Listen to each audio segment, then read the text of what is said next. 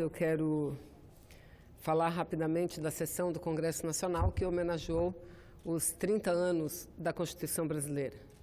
Eu, por conta de uma comissão, da reunião da Comissão de Assuntos Econômicos do Senado Federal, que funcionou num ritmo frenético hoje pela manhã, não pude estar, senador Dário, desde cedo, desde o início, na sessão do Congresso Nacional. Mas assim que encerrada a reunião da Comissão de Assuntos Econômicos, eu lá estive e falei em nome da nossa bancada do PCdoB. E relatei a importância de cada ano pararmos para comemorarmos o aniversário da Constituição Brasileira de 1988, que é a Constituição Cidadã. E da importância desses atos de comemoração, de fala a respeito do quão importante é esse instrumento, que é o maior instrumento jurídico que dispomos em nosso país, para a garantia do Estado Democrático de Direito. Mas comemorar os 30 anos de nossa Constituição, mais do que nunca, nós sentimos a necessidade desse diálogo e desse debate, porque efetivamente a Constituição brasileira hoje corre riscos, senhor presidente. Eu, para ilustrar rapidamente, tenho ouvido muito falar aqui, não é de hoje, há muito tempo, parlamentares que insistem em tentar driblar ou competir com a opinião pública, driblar o verdadeiro significado da reforma trabalhista, dizendo o seguinte: os direitos mais importantes e fundamentais não foram mexidos, porque se tivessem sido mexidos, teríamos que mexer na Constituição brasileira.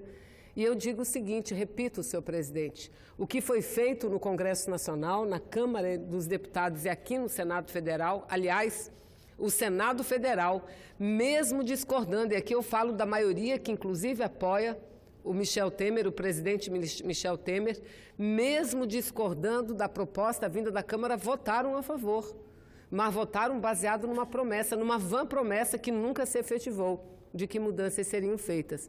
Ora, senhor presidente, é só estudar, e não precisa ser juiz do trabalho, não precisa nem ser advogado, basta ser cidadão brasileiro ou cidadã brasileira e procurar entender os direitos de cada trabalhador e cada trabalhadora. Eles simplesmente o que fizeram foi driblar a Constituição brasileira para legalizar novas formas de contrato do trabalho e aí sim, retirar cada um dos direitos previstos na Constituição aos trabalhadores brasileiros. Eu dou um exemplo. O salário mínimo pela Constituição é um direito de todos. Era um direito de todos. Não é mais, presidente Dário, sabe por quê? Porque o trabalhador que é contratado para o trabalho intermitente, esse não necessariamente tem que receber o valor do salário mínimo ao final do mês, não. Ele receberá somente pelas horas trabalhadas. Se as horas trabalhadas não atingirem o valor do salário mínimo, não tem problema, porque ele não recebe o salário mínimo. Apesar da Constituição brasileira dizer, nenhum trabalhador receberá menos do que o salário mínimo. Mas é aquele trabalhador que tem carteira de trabalho assinada. Esse intermitente não tem o direito ao salário mínimo. Mas vamos lá.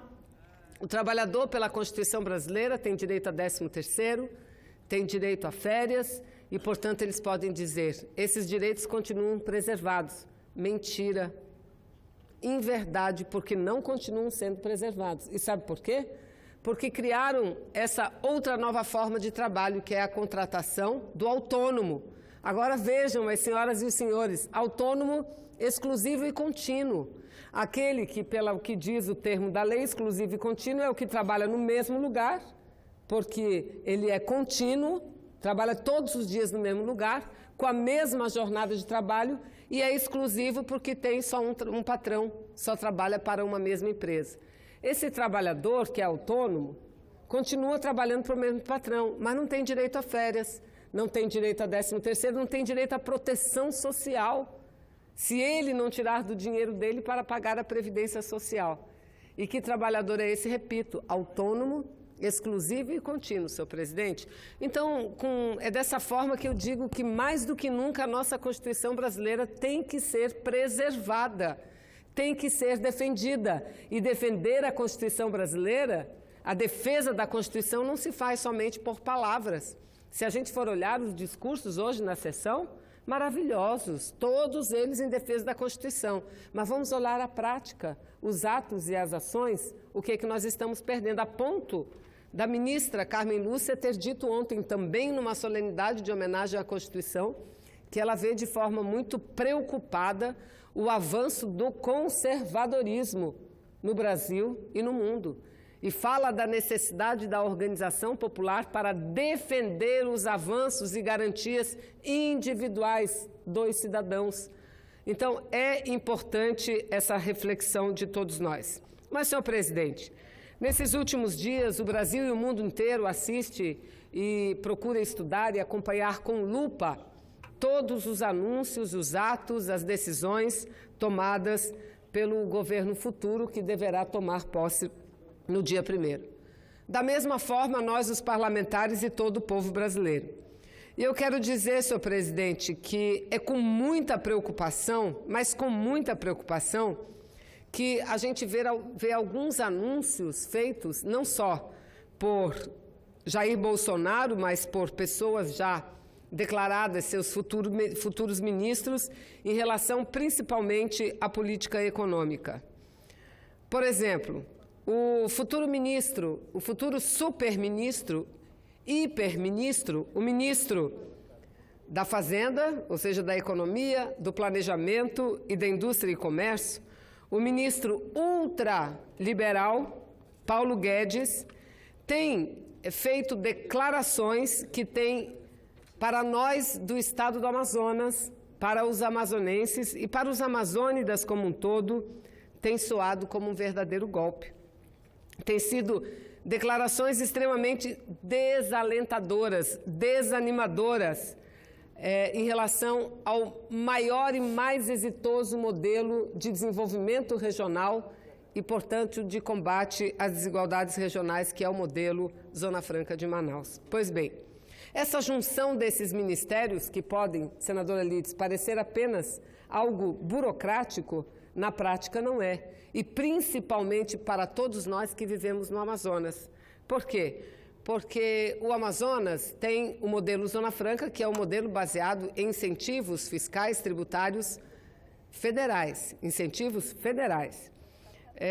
E quando esse novo ministro fala, que não é só ministro da Fazenda, repita, da Indústria e Comércio e é do Planejamento, fala da necessidade de uma abertura de mercado. Eu já fico arrepiada, porque eu me lembro o que aconteceu no início da década de 90, com aquela abertura indiscriminada de mercado, o que aconteceu. No estado do Amazonas, eu acho que o Amazonas foi o que mais sofreu e mais rapidamente sofreu, porque os operários viraram camelôs, porque perderam mais de 60, 70 mil empregados, perderam do dia para a noite os seus empregos. Então, que fala numa abertura radical do mercado, que fala na redução dos subsídios às indústrias, que fala no fim dos incentivos fiscais, como incentivos de imposto de importação, de imposto de produtos industrializados e tantos outros. Para nós, senhor presidente, isso é um ataque frontal, significa um ataque frontal.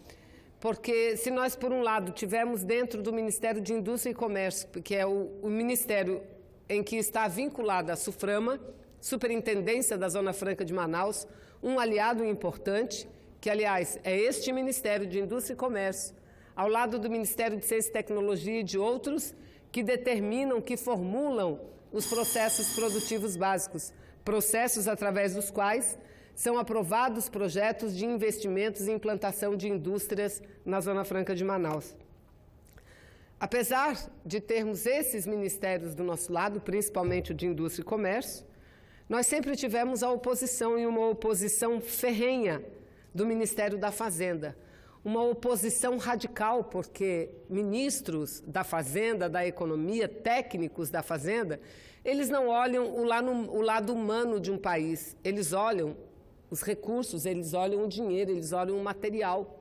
E para eles, a Zona Franca nada mais é do que um grande sumidouro de recursos federais, o que não é verdade, porque vários estudos mostram, senadora Regina, que para cada real que deixa de ingressar nos cofres públicos, nós arrecadamos no mínimo R$ 2,50. Não à toa, É o estado do Amazonas aquele que detém quase que a metade de toda a arrecadação de tributos federais na região norte. Então, tem sido o Ministério da Fazenda o maior opositor e o maior entrave à Zona Franca de Manaus, o maior entrave à Zona Franca de Manaus. Então, é óbvio que nós estamos em alerta. Os jornais da cidade, as televisões, as rádios não falam em outra coisa. Apesar de que grande parte, quase que a totalidade dos parlamentares eleitos se elegeram apoiando Jair Bolsonaro. E logo de início enfrentam essa dificuldade que, aliás, nós saberíamos já que enfrentaríamos. Senadora Vanessa. Pois não. Perdoe-me atrapalhá-la, mas é que deu início à sessão do Congresso Nacional agora e recebi a ordem, evidentemente que quando abre lá, cai aqui. É de conhecimento de Vossa Excelência. Então, vou pedir que Vossa Excelência conclua. Eu suspendo a sessão de hoje e, no retorno da sessão do Congresso Nacional, nós retomaremos, então, o Parlamento e os oradores inscritos. Então, vou pedir para Vossa Excelência concluirei nesses segundos que Vossa Excelência me concede. Então, senhor presidente, o clima no meu estado do Amazonas é o pior possível, porque nós estamos preocupados, extremamente preocupados com as novas ações deste futuro governo que assumirá em janeiro e, sobretudo, da sua equipe econômica, desse tal super Ministério de Indústria e Comércio, Fazenda Indústria, Comércio, Fazenda e Planejamento. Então, eu quero dizer que estaremos atentos, senhor presidente, atentos na defesa desse modelo que é importante não para o Amazonas ou a Amazônia, mas é importante para o Brasil inteiro, porque tem se demonstrado como a maior e melhor política de preservação também ambiental da floresta amazônica. Muito obrigada, presidente.